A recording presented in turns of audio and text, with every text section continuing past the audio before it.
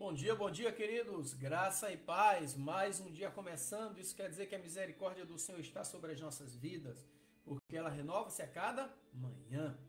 Graças a Deus, queridos. Estamos mais uma vez juntos aqui. Agora são 7h05. Sou pastor Dimas Pimentel. Estamos juntos aqui. E vamos orar para iniciarmos mais um dia alegre, abençoado e próspero diante da presença do nosso Deus. Amém? Senhor Deus Santo, vivo, poderoso, Criador dos céus e da terra. Deus, muito obrigado, Pai. Obrigado pela noite do descanso, obrigado pelo repouso que o Senhor deu para o nosso corpo. Obrigado pelo ar que respiramos. Obrigado, Pai, pela Tua misericórdia, que é a causa de nós não sermos consumidos. E ela se renova a cada manhã sobre cada vida na face da terra. Deus, que seja repreendido do nosso meio todo espírito de enfermidade, todo espírito de desânimo, todo espírito contrário à Tua vontade, Senhor. E que o Teu Espírito Santo esteja dentro de cada um de nós neste dia. Amém e graças a Deus. O texto que eu quero trazer para nós refletirmos nesta manhã está aqui em Marcos, capítulo 5, versículo 36, que é a história ali, aquela narrativa da cura da filha de Jairo, né? Então, em Marcos 5,36 diz assim: E Jesus, tendo ouvido estas palavras, disse ao principal da sinagoga: Não temas, crê somente. Então, a filha de Jairo, ela estava ali moribunda, doente, agonizante, quase morta, né? Nós lemos essa narrativa a partir de Marcos capítulo 5, versículo 22, onde a Bíblia relata esse fato, onde Jairo busca a solução em Jesus, o Salvador, o Messias ali daquela época. E no decorrer dessa narrativa bíblica, nós vamos ver, vamos perceber diversas dicas de como proceder diante de uma aparente tragédia ou uma causa impossível. E também como Jesus, como o Senhor, de uma maneira calma, nos traz a melhor solução. Que foi o que aconteceu com Jairo. É o que acontece na vida de muitas pessoas. Jairo aqui, ele era o principal homem da sinagoga. E ele se apresenta diante de Deus, diante de Jesus. Quando ele se apresenta diante de Jesus, ele reconhece a sua soberania. E humilhado, ele pede a solução, de uma maneira humilde, ele pede a solução de algo terrível que estava acontecendo. A filha estava moribunda, doente, agonizante, quase morta. Então, em Marcos 5,22, a Bíblia relata esse fato onde Jairo busca a solução em Jesus. Ele já poderia ter buscado em vários outros lugares, mas não achou. Então, no decorrer dessa narrativa bíblica, nós podemos observar ali diversas dicas de como proceder diante de uma aparente tragédia, uma causa impossível, e como Jesus, de uma maneira calma, nos traz a solução. O primeiro ponto que eu quero trazer para você nessa manhã, meu irmão, minha irmã, é que Deus é quem escolhe o método. Às vezes nós queremos do nosso jeito, mas as coisas não acontecem do jeito que nós queremos. Quando eu estava conversando com meu filho lá em Rio Grande, falei das dificuldades que eu enfrentei dos meus 15 aos 18 anos, naquele período ali muito difícil com a família, difícil porque eu morava numa cidadezinha chamada Camaragibe, que era um bairro de uma cidade chamada São Lourenço da Mata, da zona do sertão pernambucano ali. E eu vim para a Marinha nos anos 80, né? E de repente eu comentei com ele, eu estava no Rio de Janeiro, cursando para cabo, sargento, aquela coisa toda. Então Deus é o método de Jesus. Eu nunca imaginei que fosse ser militar na minha vida, né?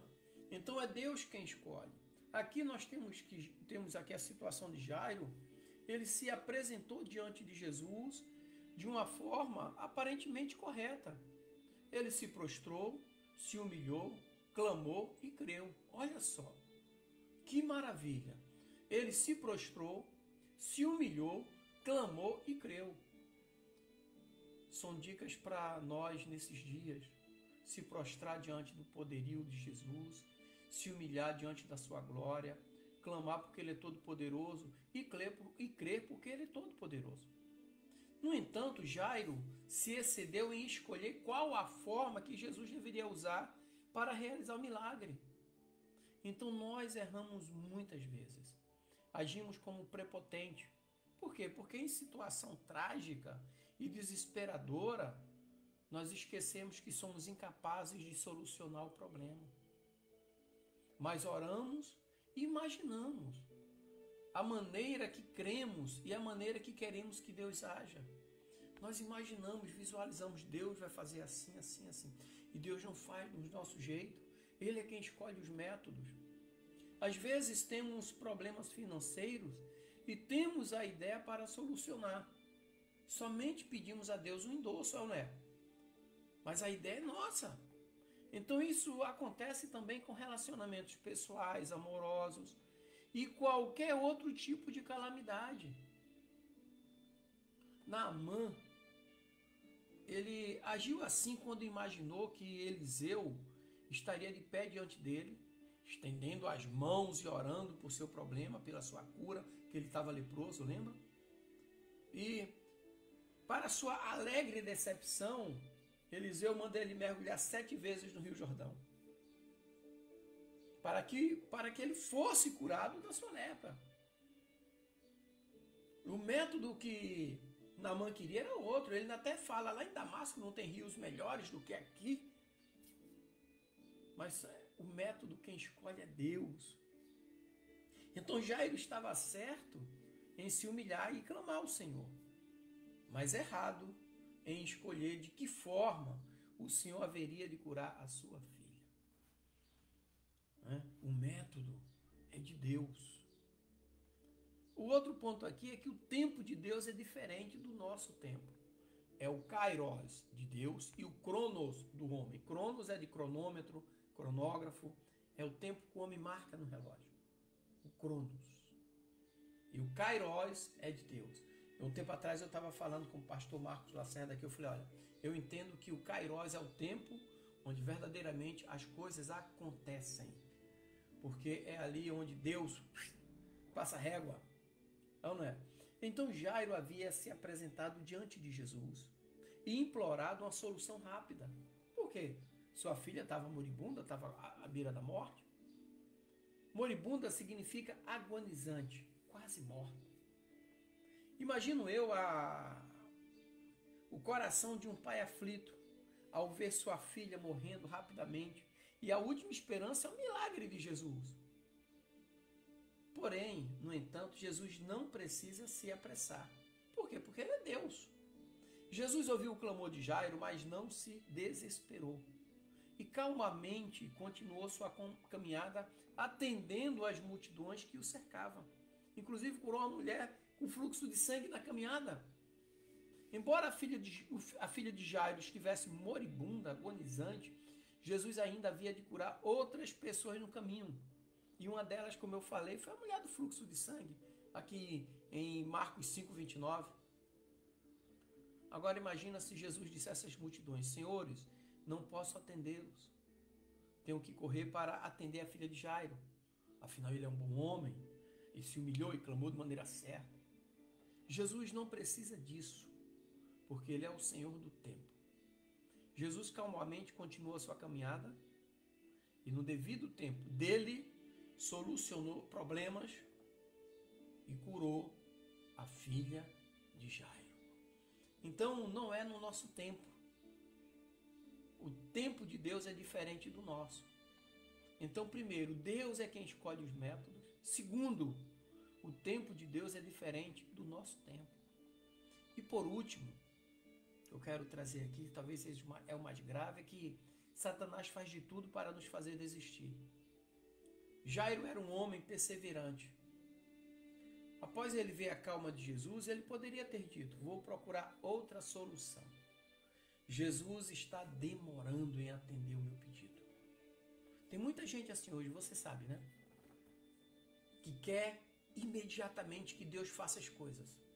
Deus faz no tempo dele. Aí Satanás vai lá e...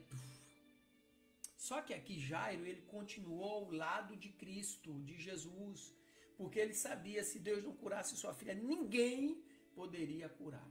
Ninguém poderia curar.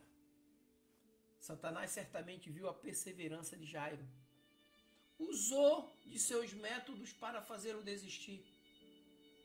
Enviou seus amigos, alguns dos principais da sinagoga, para trazer a trágica notícia: tua filha morreu. Satanás continua a lançar no rosto, muitas das vezes, o nosso fracasso. Não deixe que Satanás te humilhe. Jogue teus fracassos no teu rosto para você desistir. Então Satanás continuou a lançar no rosto fracassos. Muitas das vezes ele tenta nos frustrar. Muitos realmente se frustram, desistem, abandonam a caminhada. Jairo pode até ter pensado em desistir, mas ao lado de Jesus estava Jairo. Aliás, ele estava no lado certo.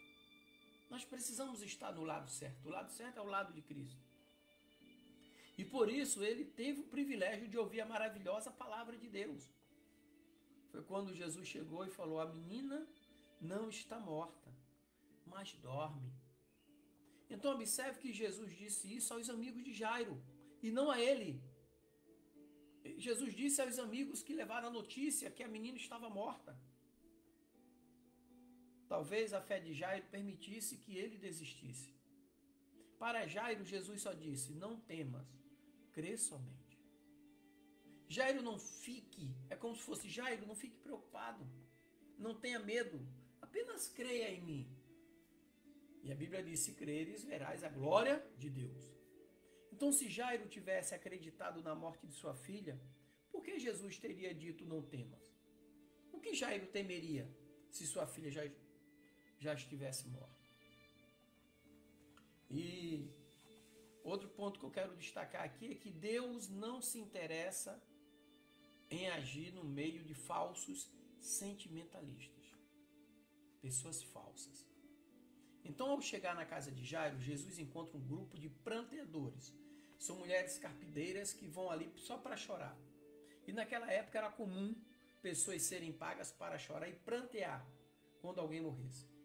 Então esse grupo estava lá pranteando a morte da menina, mas não sabiam que não receberiam o pagamento do serviço. Por quê? Porque a menina dormia. Foram para lá com a intenção de obter lucro, mas não conseguiram nada porque a menina dormia apenas. Então Jesus disse para eles: podem parar de chorar porque a menina não morreu. Eles imediatamente pararam de chorar e passaram a dar risadas, não de alegria, mas sim de escárnio da palavra de Jesus. Muitas das vezes estamos rodeados de falsos sentimentalistas que querem nos impedir de receber a nossa bênção. Cuidado, eles nos rodeiam e até oram ao nosso lado. São como os amigos de Jó, nos enchendo de suas ideias pessoais, de suas palavras de consolo, mas sem ter uma ideia sequer do que Deus estaria fazendo ou do que Deus está fazendo. São bons amigos, mas sem intimidade com Deus. Na real, o melhor amigo é aquele que te mantém diante de Deus. Não servem para compartilhar milagres de Deus conosco, porque eles não têm intimidade com Deus. Jesus afastou o bando de pranteadores e entrou na casa de Jairo, acompanhado apenas de seus discípulos mais íntimos. E quem que ele levou da família da menina? Apenas o pai e a mãe. Eu falo para o meu filho, aqui para o Bruno, falo para os meus filhos, né? Amigo é pai e mãe. Muitas das vezes esperamos a solução e resposta de Deus na igreja, nos retiros espirituais, mas esquecemos que Deus também abençoa, principalmente dentro da nossa casa, no nosso lar. Deus quer agir dentro da sua casa, dentro da sua vida. Sabe? E por último aqui para a gente fechar. Não há impossível para Deus. Agora Jesus olha para a menina e ao ver deitada ele diz: menina, levanta-te. O texto diz que imediatamente a menina se levantou, começou a andar. Então, se você crê em Deus, não temas. Ele é o Deus do impossível. E mesmo que a morte pessoalmente tenha chegado, Ele pode dar vida apenas com uma palavra. Amém? Que Deus te abençoe, meu irmão, minha irmã. Que o Senhor derrame bênção sobre a tua vida, sobre a tua casa, sobre a tua família. Viva em paz e aproveite os benefícios de Deus sobre a tua vida. Amém? Tenha um dia alegre, abençoado e próspero, em nome de Jesus.